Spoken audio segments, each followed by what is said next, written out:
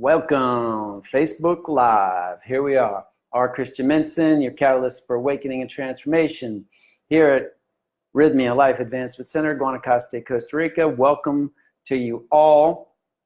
Brief reminder right up front, if you're catching the recording here, skip to about 4 minutes in and you'll get to the content. We're just waking up, so to speak, welcoming people, having a little chit chat until we get enough people online to start. So welcome first. It looks like Sydney is our first person, 2, 3 coming on. As you come on, start using the chat bar. Let me know where you're from. Say hello. Hello from Nebraska, Sydney, Nebraska. Tell me how cold it is in Nebraska, how cold it's gotten. That's like one of the coldest places in our beloved 50 United States of America. Shauna is there. Hey, Shauna, welcome. I think I even invited you onto this. Did you come on today because you saw the invite, or you just are regular? Come on, yeah, you can give me some hearts and likes in there too. Sydney says 9 degrees, and that's 9 degrees Fahrenheit, I'm sure, which is like minus, 20 Celsius. Connecticut, Sydney hated it here. Yeah, I understand. So get your butt down here because it's like 90 degrees here. It's 9 with a 0 at the end, so make it. Gord, welcome. Thanks for the heart. Lauren, hi from California.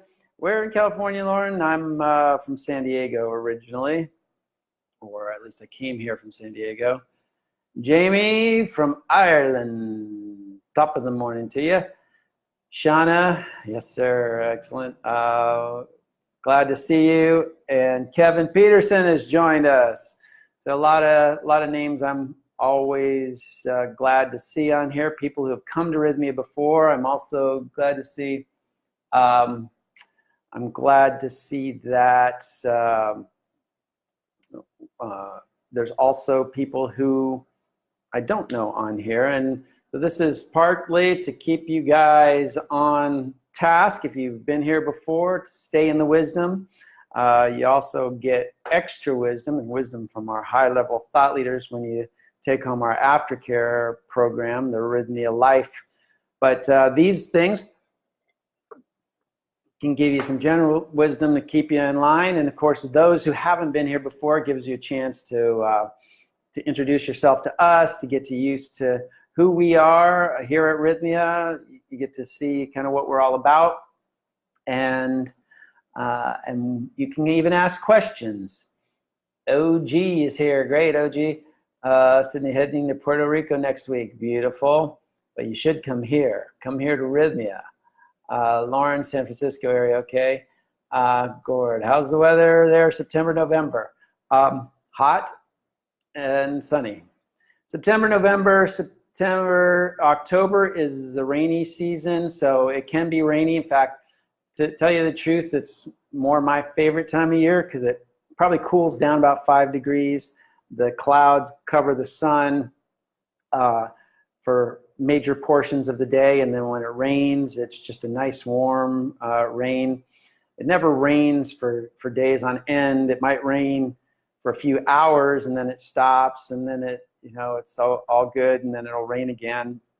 Like I said, November is the start of the dry season again. So I'd say probably the best time is right there in the November, like best time that I like. If you like it hot and dry, then November through April is good. If you like it, sort of rainy, but not so, May through August, and then September, October is more rainy season. Anyway, Gord, there we got Nor. Hi, never been. Come soon. Beautiful. Welcome. Coming in April. Okay, before you move to Italy. Oh, well, unfortunate you. So you can endure Nebraska for a little bit longer, huh? Awesome. Thanks for the info. Trying to pick which time in fall to come. Good, Gord. Well, I'm glad that I could help there. And I will like Sydney's thing too. All right, well, here we are. We're about 5 minutes in, so I'm going to get started right away. Welcome, everybody. I am R. Christian Minson of Rythmia Life Advancement Center here in Guanacaste, Costa Rica. I am the director of the Breathwork program here. I'm a certified transformational breath facilitator, a senior trainer with the Transformational Breath Foundation for 12 years. I was formerly a monk in a spiritual meditative order for 10 years prior to that. I'm a speaker, author, and an internet coach. So, if you want to carry on wisdom in more one-on-one type of sessions, you can always get in touch with me through my Facebook, R. Christian Minson. And I always ask, if you do that, just send me a message along with getting in contact with me, friend requesting me, so I know who you are and how you came into my field. So today's topic is your life is your path. And I'm excited about trying to explain this concept. It's something that's been mulling around in my mind for some time. We're going to really talk about what it means to really, truly find your path in life, your meaning, your purpose, and really how to do it, right? And why is this important? I think as we awaken, or maybe there's some drive inside you just in general, but especially as we awaken, we start seeking our path. We start looking for purpose and meaning in life. We start seeing sometimes a little bit of what seems like purposelessness out there. And so we start seeking, what is it that's right for me? What is it that's going to give me the best bang for the buck? And we start flitting from one thing to the other, one teaching to another. And often when we're doing this, it's not there may be an element of running towards, but there's often an element of running away from as well. There's things we're maybe not facing, and we'll talk about that a little bit. This often starts too when life is bad. Often, you've heard that phrase, when we hit rock bottom, or when things are just miserable. And why are things miserable? Usually because we're not dealing with them. We're not really truly facing what's going on in our life, and so we start seeking something that's going to alleviate this. And I'll talk about why that's sometimes an error in our ways. So, some things that we can find out there are definitely going to lift us up. I'll really, to illustrate this, my life is a good example of this in two ways. In both a positive example of how you find a path, but then also how I sort of circumvented my life being my path and in search of another path. So I mentioned that I was a monk for 10 years of my life. That was really the epitome of a path in a lot of ways. A lot of people see that as like a pinnacle of spiritual endeavor. Like some people, it's enough that you change your life to start going on a spiritual path, but then take that path to the nth degree and becoming a monk in that path could seem extreme in some kind of ways. And basically, my story is a lot like others in that my seeking, as a youngster, I kind of felt like things weren't quite right. I was looking at life, seeing what I didn't like about it, right? Seeing that society was like a facade. And somehow, even at an early age, I started to see through that facade and see that what was presented to me didn't seem like really real, and was looking for what's behind it. And that may have contributed to what, to my rock bottom, because I really wasn't then dealing with life. I was looking essentially for a way to escape life, to escape the situation I was in, on one hand anyway, and on another hand, really looking to transcend it, right? How do I find what's real? But both these elements are present, and this is really what I want to emphasize when we start looking for what your path is in life. that that we don't deny what is actually in front of us. So in this, I came to a point where I hit rock bottom. I wasn't very expressive in my life. I was emotionally very moody. The pain that I experienced, I masked with drugs and alcohol. My relationships were very poor because of my disconnectedness and my unwillingness to really play the game, so to speak, of life. And I really, the rock bottom came when I was laid off from my job because I wasn't considered a team player. It didn't seem like I was integrating well with the environment of the work. And that's because I was disconnected. I was disassociated. So that prompted me on this quest. I had to find my path. I started on this spiritual journey looking for spiritual paths, and I found a path, one that started getting me into meditation and deeper practices, and that was all good. That was helping lift me out of my funk, so to speak, and giving me some stability, helping me cope with life. And as it was helping me, though, I got more and more enthusiastic in this direction, which, as you can see, kind of as I'm doing, I started to get myopic, right, and was focusing on this path and got deeper and deeper, where then the next step was really to become a monk, to dedicate my whole life entirely to this path. Now, the path was one of high spiritual endeavor, one that was really dedicated to the highest endeavor in life, which is our self-realization, our own awakening and mastery of that awakening, so that it lasted through life. And I've talked about this a little bit in one in the Facebook Live, I call Awakening versus Mastery. However, in this focus on, so this path was giving me juice, this path was fulfilling me on some level, but what it was doing was giving me an excuse as well to ignore sort of the periphery, right? The things that were going on around me. And people are giving me hearts and likes there. That's great. If you relate to anything I'm saying, I love to get that feedback. And of course, if you got any questions and things like that, you can put it in the chat bar. I'm just kind of looking here. Monk thing, is it true that you can move huge stones by vibration? We did not practice that in our monastic order, but I would say it is true.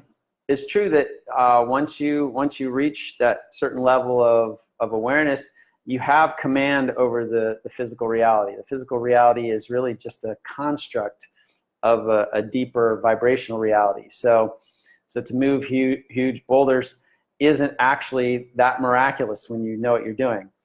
I don't know what I'm doing yet, so I can't, I know a lot, but I don't know how to move huge boulders. Nor in our path was that emphasized. It said you can get lost in these different side trails, and that, that's part of, that ties into what I'm really saying, because again, we're diverting our attention from what is actually around us, and in a focus on this path. So, I was a monk for 10 years. I really studied. I gained great insights. I gained great discipline. I meditated for about 4.5 hours each day. Our life was dedicated to service of mankind, and really letting go of your own desires and wills so that you could be subservient to others. But, long story short, when I left, I realized in part of why I was leaving was really that I was neglecting the responsibilities to the things and people going on directly around me. Now, this wasn't wholly what I was doing. Part of me was on a very noble, ambitious path, and it takes a lot of discipline, a lot of self-sacrifice, a lot of, a lot of heart to trot a path like that.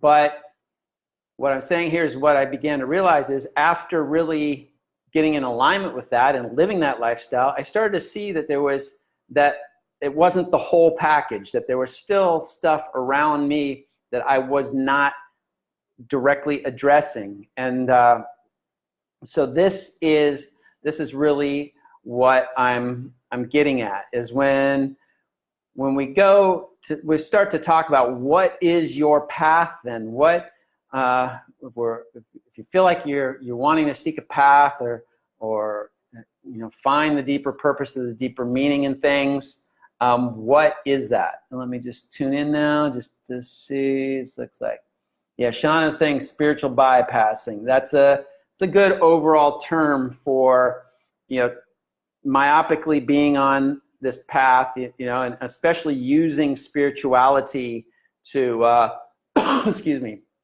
using spirituality as an excuse to neglect what's actually all around you and needs your attention.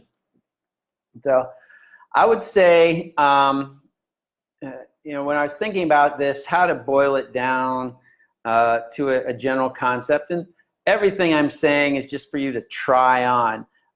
When I'm talking here, it's designed to stimulate your thought process. It doesn't necessarily mean what I'm speaking is the truth, the absolute truth, or even a little bit of truth, though I do feel that there's some truth in here, but it's meant to stimulate your own truth, to get you to start thinking, where am I out of alignment with my path, which I'm here to say is already here for you. So when we look at what is your path, let's look at the purpose of life. And the purpose of life from a spiritual perspective is really to evolve, to become your higher self.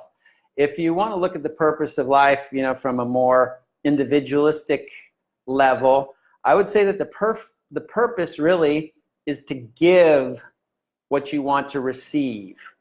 All right, the purpose is to give what you want to receive. This is a clue on how we can find more happiness and fulfillment in life. Is the rainbow of light thing true? No impure negative thoughts for 60 years and you can transcend into a rainbow of light. Everybody? All right, OG. I mean, a lot of these things are true with a grain of salt too. It's, again, from the path that I come from, a great book to read is Autobiography of a Yogi by Paramahansa Yogananda, because he talks about meeting all these enlightened masters, these yogis who possess these fantastical powers. One could wrestle tigers and bring them to their knees like pussycats. One could make sense like jasmine just come from the palm of their hand. Others, could do all sorts of things, bilocate, this and that. And at the end of every chapter, Yogananda would meet this saint and then go away saying, no, that wasn't it. Not until he found his master, which was fully dedicated to the practice of awakening the heart to the true love of spirit, did he say that he found the true path of life, and that all these other things come as we get in alignment with that true path, but they also come with a liability that we can get excited by them and get diverted and then go off on that path. And what use is really making sense come out of the palm of your hand or wrestling tigers? I mean, I guess you could be a pretty dramatic circus act, but in the end, is that really fulfilling your life's purpose? So to give what you want to receive, think about this. And what is it do we really want from life? And I'd boil it down, again, from a very holistic perspective to two basic things. We want love and we want freedom. Love and freedom are like the two basic things that we want out of life. Think about the other things you like. We want prosperity out of life. What if you take prosperity to its root? It's really because prosperity offers us a sense of freedom, right? You want security in life. Again, security is there because we then feel more free to explore outside boundaries that we may feel confined in. So love and freedom are like the two basic things we want out of life. And so your purpose really then is to bring those things into all of your interactions, all of your life experiences. And as you bring them in, you actually start this dynamic giving, receiving, reciprocal process. Whoops, a lot of new comments. Let's see here. Lauren, after my week at Rythmia, I now feel a calling and I'm completely changing my life path. I don't know the destination, but I'm learning to trust completely. By learning to trust my heart and the universe to show me the way. Very good, Lauren. What up, dude? Randy. Hey, Randy. I discovered it through Rythmia. Beautiful. Meaning your purpose. Andrea Nowak joined. Hey there, longtime friend. Negative / positive equals energy equals life. Life is experiencing that energy. Stuart, yeah, that's good. So what I see you saying there is both negative and positive equals just energy. Negative and positive are poles. You know, energy is a wave. Positive, negative, a continually oscillating wave. And that energy equals the experience of life. So it's necessary to experience all of it is where I'm really going with all this. So when we're looking for a path, then we're looking for a way to get congruent with that path, with that idea of seeking love and freedom. But again, as we start looking for something that's promising us that, we begin to ignore the situations and the people around us requiring our everyday attention. When this starts to happen, especially when we get on a path that starts to give us some juice, we can get very spiritually pompous in a way, and you could tell me if I'm getting that way here. Even it's one of the liabilities of the trade, so to speak, is that you start to spout the spiritual wisdom that you're learning, but once again, sometimes not actually applying it to your own life and situations. And I will be the first to admit that this is a constant practice. This is the practice of evolution. And every one of us, no matter how high up on the ladder we are, still has to wake up every day and play this game all over. The higher up the ladder you get, the more liability there is, because the more wisdom you've gained, and it's very easy because those lower on the rungs are looking up to you saying, hey, you're so great, you know so much and all this, and then you start passing that wisdom down, and that becomes your focus rather than, again, taking care of business, taking care of your own business.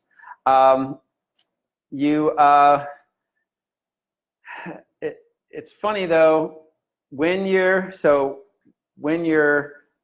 seeking to find ways to access this love and freedom, you don't actually have to seek. You don't have to decide, meaning figure out a specific path per se. The word decide is very interesting. Decide, side being the suffix for killing, like insecticide, something that kills insects. Genocide, the killing of people. Anything side. Decide means to cut off options. So when you're deciding, you're essentially cutting off options so that you make only one option a reality. And in some ways, then that you're once again cutting off parts of life that may actually be what you need to focus on. Byron Katie, too, who some of you may know who she is, a thought leader out there in the world for a number of decades, If you know Byron Katie, give me some thumbs up or hearts and all that. Well, I'm looking here at the end. It's looking like not. And in the end, the love you take is equal to the love you make. Great. Beatles quote there, Randy. I love it, from the Abbey Road album. Essentially the very last line of till they get into Her Majesty is a very nice girl. All right, so where am I then? So Byron Katie basically said, yeah, you don't have to make decisions in life. If you allow life to evolve, the decision will present itself. What the situation needs will present itself. This is a real, I found it's a real tricky one in our life, because as doers, as type A personalities, as people who want to accomplish, it's very hard to sit back and let life give you the answer. You want the answer, you want to make the answer, then you want to make a plan to the answer, then you want to start working that plan. Nothing wrong with that, but again, that sometimes maybe in your haste to make the answer, you really haven't, once again, considered things that may be a more appropriate answer. And the more that you allow life to gestate and bubble up, the more you slowly get steered in the direction that is the answer. Randy, oh my fucking God, Christian, I can't believe you're talking about this right now. Literally, I was just told last night by my girlfriend that she thinks I'm spiritually drunk and not walking the talk. She's right. And, and it's great that you recognize that she's right. And hi, Jill Diz and Doreen. And we all are. So part of the path is to recognize that we do have wisdom, and that there's a place for that wisdom, and sometimes we're a little bit, there's also a place to put that wisdom in the back seat and play the humble person. So how do we really find our path? How do we really understand our path? And the first step really is to decide what you want to bring to all the situations in your life, right? And really, I boiled it down to the two things, love and freedom. At the very core, we're really looking to bring love into our situation. We're looking to bring freedom into all of our situations. And then the real crux of it is to do what is in front of you. All right, so your path isn't so much about, all right, I've got to find this, this teacher, I've got to start following these teachings, I've got to get alignment with this stuff, but it's really just to say, I woke up and the baby's crying. That's an easy one, right? Your path is to take care of the baby, to make sure she's fed, to make sure she's changed, to do whatever it takes. But perhaps a little more subtle is that you wake up and your girlfriend or your boyfriend's a little moody, and instead of like ignoring and saying get over it, I've got to go meditate, I've got to be all spiritual, it's like that is life calling you to express your love and your sense of freedom, So you go there, you're compassionate with them, and in that you're actually embodying your path. Your path is bringing you the unique circumstances into your life that you need to elevate to the next level. And this is really the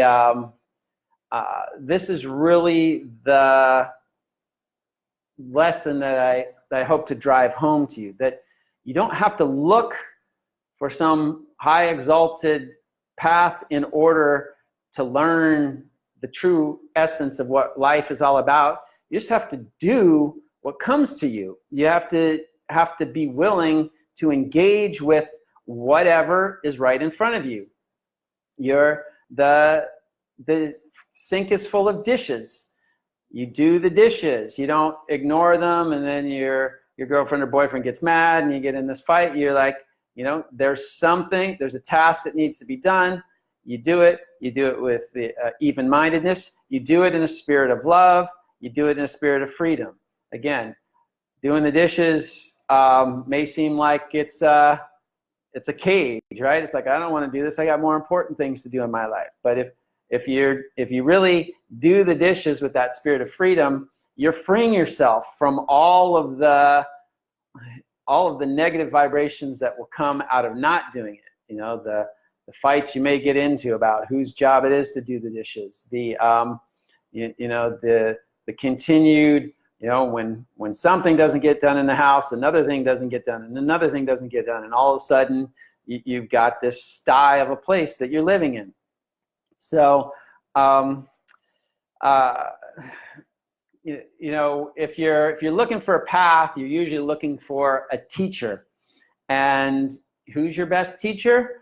I was talking with Paola Castro, one of the people who works here at Rythmia. She does the Answer Is You program, which is the work of Michael Beckwith.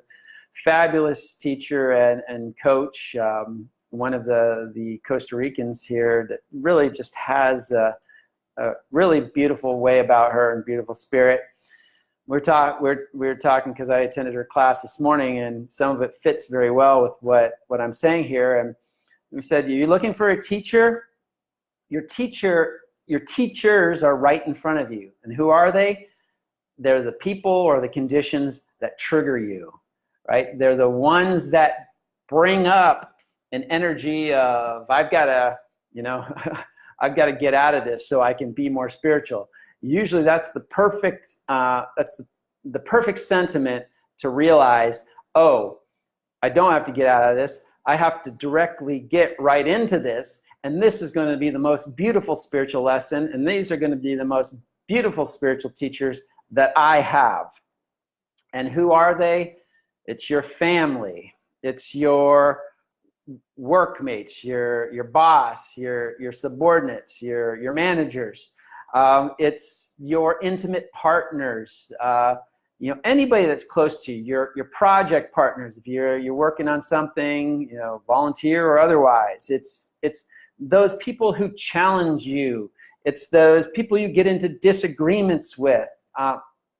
All of these are the teachers on the path that is uniquely yours, and is in being uniquely yours. If you trod this path, you will make progress faster than getting on any particular path or any religion or any course or anything you're doing in order to circumvent your life, you know. Now, I do want to make a caveat. In dealing with your life, you may come across a religion, or you may come across a spiritual path, or you may come across some kind of course. You may come across something like Rythmia here that lends itself to be the next step in your evolution. So I'm not trying to say that to discount these things altogether. What I'm saying is that these things are in service to you paying attention to what's going on in your life day after day, versus you hating life and saying, there's got to be some way out of here. Oh, let me join this spiritual path so I can meditate all day and I can ignore my crying babies and my nagging girlfriends and all that kind of stuff, right? Or I can forget my boss and call him a jerk, but I can stay in pure love and connection when I'm doing these spiritual techniques, or when I'm practicing yoga all day, or whatever it is. So hopefully that is that's clear to you. And if not, feel free to ask some questions. Stuart says, be in the now. And that's, you know, that's a real good way when we talk about be here now, to be in the present, to be present. That's what we're talking about. Namaste, bright lights, beautiful. Michelle, is what I have on my computer at work, and I work with co-workers to practice this also. I'm not sure what, if you're asking a question, be present. Oh, be present is what I have on my computer at work, and and I work with coworkers to practice this. Yeah, beautiful, Michelle. So be present once again. Emmanuel, which book are you referring to? I believe when I was, the only book, yeah, Autobiography of a Yogi, Randy says right below it. So see his comment right below you. But Autobiography by Paramahansa Yogananda, Autobiography of a Yogi, is really a powerful book and you know, he was seeking his path. And so, you know, in my journey, I'll say I started with my own journey of the path, ultimately becoming a monk. There was a lot of good that came out of that. And that was, you know, there was an evolution there. There was some good reasons to take the next step and get into the path of meditation. It helped me get out of my funk. And then to dive deeper and ultimately become a monk, which helped me to really solidify an understanding of what it means to live selflessly and to practice techniques that can really keep you in balance.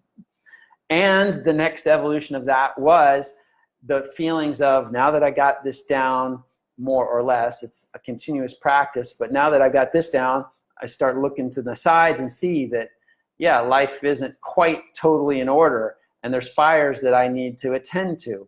And that essentially, you know, in a very simplistic way of explaining it, is what drew me back out of the ashram environment, brought me back into the world, really to start practicing this, to say, all right, I have techniques that I've been using, but where they're most effectively used is in my environment, in the day-to-day fires that pop up, the day-to-day arguments, the day-to-day misunderstandings and disagreements. This is where the rubber really meets the road. This is where spirit meets life. As they say, where the sky kisses the earth, which is a very poetic way to say where spirit and earth meet, spirit and physical life meet, and where life really happens. So Carrie, hey, I love you. Oh, Carrie, me too. I love you back. She was just here recently. Yes, my sister is definitely one of the toughest teachers. I love it when you can admit that. And I bet you're probably one of the toughest teachers for your sister too. So usually it goes both ways. And Lauren is saying, do you know the difference between an awakening and a calling and the ego wanting to get away from this daily life grind that you're talking about? Again, I would say an awakening is very much an inspiration, okay? And part of the answer that I can give you, Lauren, is to refer back to one of my Facebook Lives called Awakening versus Mastery, okay? So that helps, that'll help in a much deeper way answer your question. But so an awakening is an inspiration. This is largely what happens here at Rythmia. We're in this limited box of consciousness. We only believe as much as we understand, and then through a program like Rythmia or other things, we blow open that box and we redefine ourselves from a larger perspective. We like see that, oh my goodness, I'm not this limited perspective of what I thought I was. I'm actually much bigger. Now, you know, once again, we still end up defining ourselves in another box, though a much bigger box. There's still an infinite expansion that we can experience. And, you know, that's what they say. Self-realization is really the understanding of the totality of it, to really become one with infinity and eternity. But so that's the awakening. And usually that's, you know, awakening can come in a day, it can come in a week. But, you know, where the rubber meets the road is then to apply that awakening. So the other part, and a calling. So your calling is really, once again, I would say what your calling is is what your life is. Your calling is whatever meets you when you wake up. Your dog just crapped on the rug, all right? Your calling is to deal with that with love and with freedom, okay? If you get all angry and tense, you know, you've just locked yourself in a cage of negative emotion. But if you can deal with that, recognizing the dog is just an animal, doesn't yet know the difference between inside and outside and all that, you clean it up with peace of mind, and you keep love for the dog, but you maintain your sense of freedom, that circumstances aren't going to dictate how you feel. You know, that's an example of your calling. As you go to work and you're in rush hour traffic, your calling is, how do you remain calm? How do you remain peaceful and centered while you're late for the meeting that you should have been at 10 minutes ago? All right? And then the ego wanting to get away from the daily life grind is really look at how you're escaping what's in front of you. You know, it's like the dog crapped on the rug. You're like, I'm out of here. You clean it up.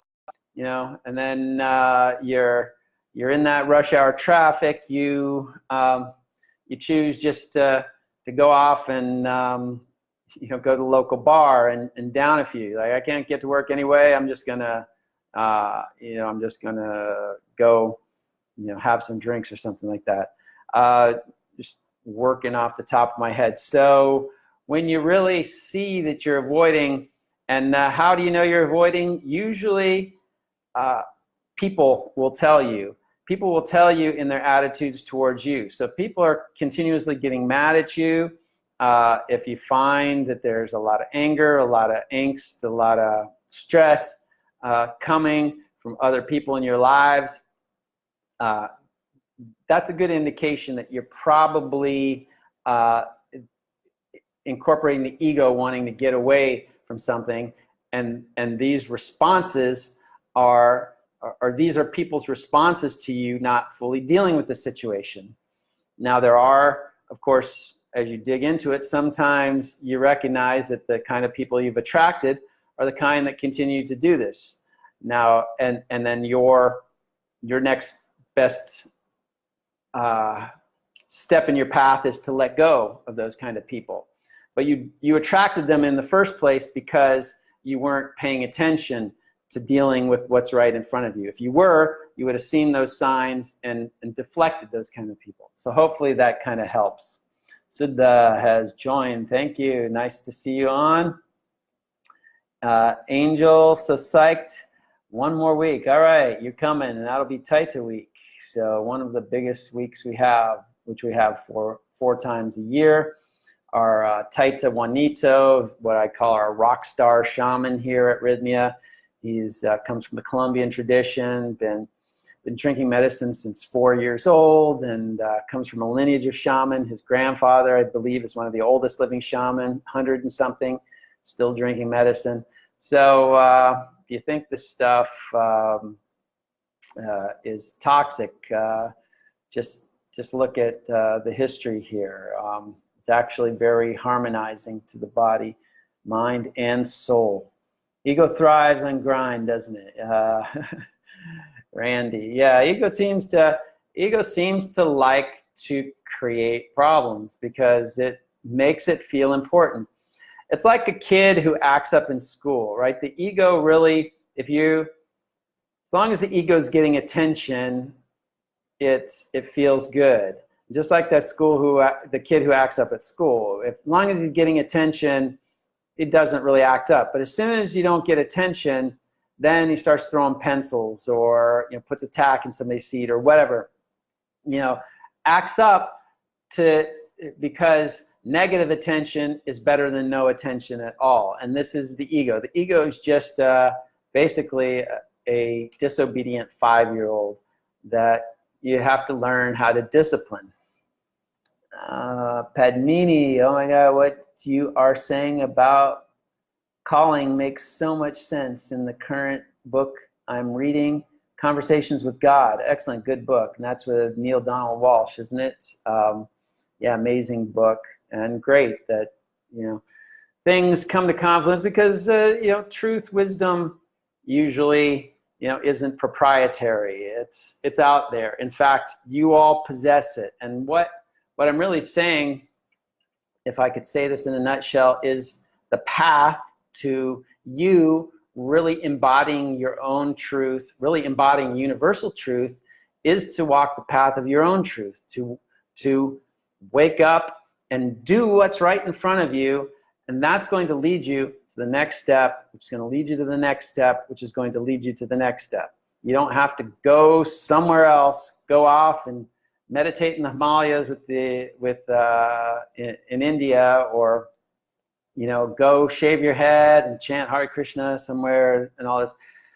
Though, you know, there's nothing inherently wrong with either of those things, but if it's taking you out of dealing with what is before you, that's it. And one more caveat: sometimes what's before us is an extremely toxic environment. It's an environment of abuse. It's an environment of you know, you're living with a severe narcissist or something like that. You know, get out. Your message, your path is to remove yourself from those environments. So the message isn't don't stay in at all costs. The message is to meet what's in front of you and intelligently decide what is best. And so, like I said, in my intelligent decision, I did become a monk, which was, I think, best in that situation. But ultimately, you know, I evolved to the next level by coming out and then starting to really deal with you know, the everyday things around me. And more Shauna replying to Padmini, love those books, which means the Conversations with God books. Manuel, probably more like the grind builds or destroys the ego, depending on how you're doing. Point for me is to not let it drive anything and try to stay grounded. Easier said than done. Exactly, easier said than done, but that is it. Not let your circumstances drive you, and try to stay grounded, try to stay focused, try to stay centered. And so a lot of these practices, and I usually end up coming to, you know, what kind of practices can we do to help us in this way? And breath work, which I teach, and I teach here at Rythmia, and we have breath work ceremonies as well as plant ceremonies, because breath work is probably one of the most foundational things that we can do to regain our center, to gain our sense of what's truly, what we truly need to take care of in front of us. And why I say that is we usually, as we bring in oxygen and life force energy into our body, we activate the intuitive centers of our being. And the information that bubbles up is intuitively on point with what we truly need to take care of. So we feel like what we need, we're hungry, so we feel like we need to take care of getting ourselves an ice cream cone. But if you actually breathe, then what it's going to say is, you know, eat a salad. And this is a very innocuous example, but it's saying take care of your hunger, but ice cream is not the way to go. You know, this is the way that's not only going to satisfy your hunger, but keep you healthy, happy, and whole. So breath work, again, coming to a place like Rythmia can be, if you're feeling it as your next step, and this is what I really want to emphasize. Look around you. Are you running away from something, or are you running towards something when you think about coming to Rythmia? We want you to run towards Rythmia as a logical or a even intuitive next step to help you get to the next level. It's not going to be the be-all and end-all of your life, because what you learn here, you're then going to have to go plug back into your life and apply in your everyday life. But what you learn here are the tools and the tricks, and ultimately your own inner wisdom that's going to help you navigate through the reality that is uniquely yours. Thing is, what are you trying to say there? Oh, Wendy. I took a huge pay cut and demotion away from a high-end corporate job. It was a big hit to the ego, and I feel like I got over it and now see what a huge blessing the whole thing is. Beautiful, Wendy. And that's, sometimes, I'd love to understand what helped you make that decision, right? Because the ego is saying, we gotta keep this job, we gotta keep the money, this is your identity, this is your purpose. And yet my thoughts are probably you're feeling miserable inside. And when you really got in touch with what you truly wanted, it was probably love and or freedom, both of which were probably not present in these in this high-end corporate job. And this is what America, the world, and the people in it are generally dealing with, especially in our first world environment, where we're so conditioned to say, hey, there's so much opportunity, you get so much money, you get so much prestige by following this path up this ladder. And basically what you're doing is you're enrolling yourself in a very luxurious prison, a place that sucks away all your time, sucks away all your energy. So at the end of the day, you don't have anything left to deal with your family, your friends, your, what you consider life. And there you go. The promise is lots of money and lots of prestige, but what you want is love and freedom. Love and freedom. Is that in your current situation? And if it's not, your first mandate is to bring it to that situation. So you don't necessarily have to quit your corporate job, though, like in Wendy's case, you can see what a huge blessing it is. But first, can you bring love? Can you bring freedom into your environment?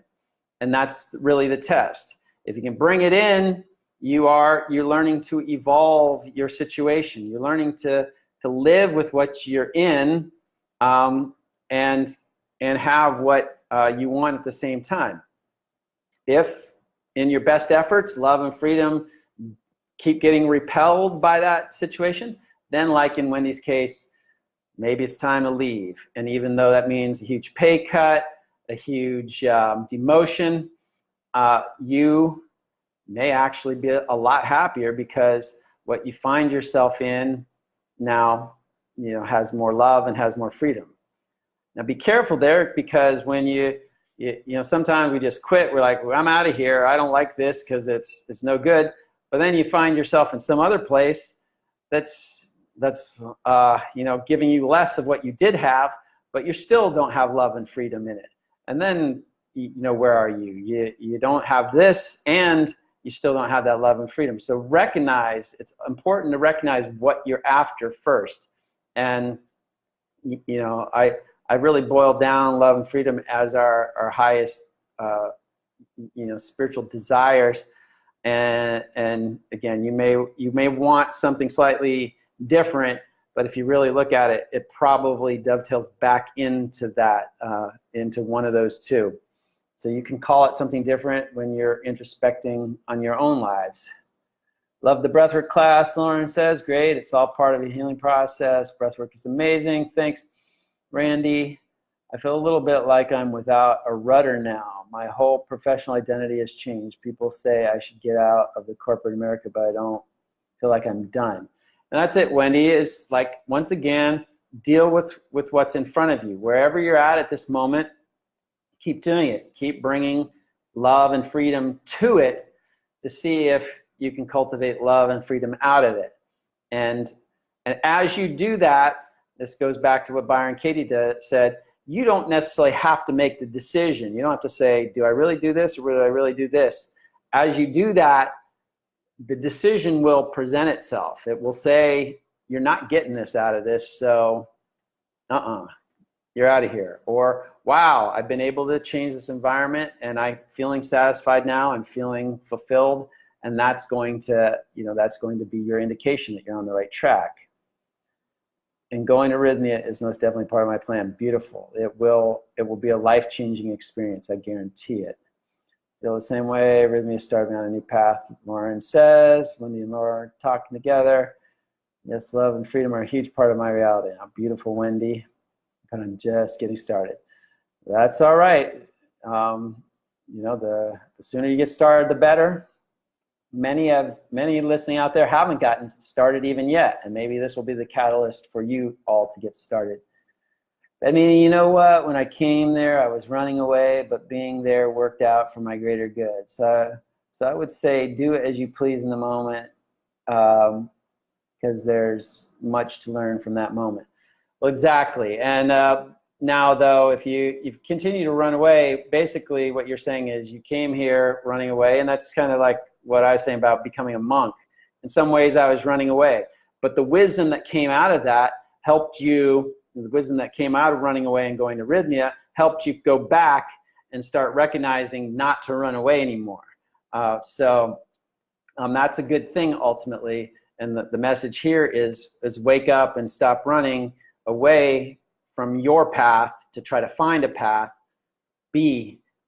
Work your path, which is the next step that's right in front of you. Chris, my entire body is vibrating inside now, doing transformation breath work. The best shit ever. Thanks, Craig.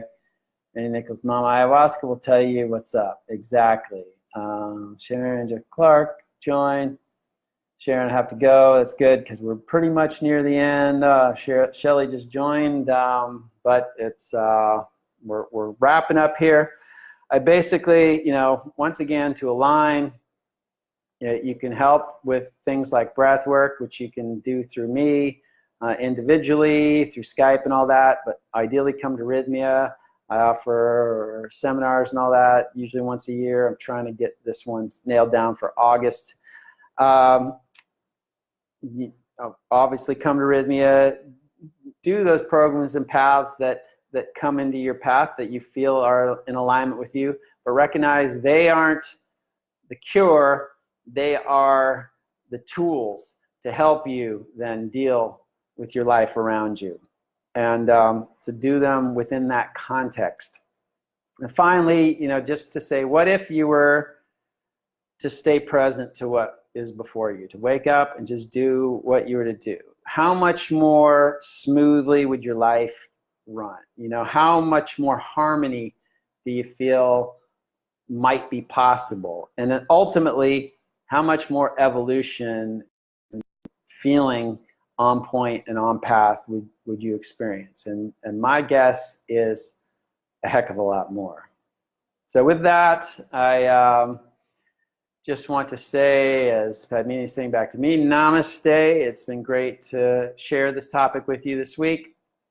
Friend me on Facebook. If you do, just include a message so that I know who you are and where you came from.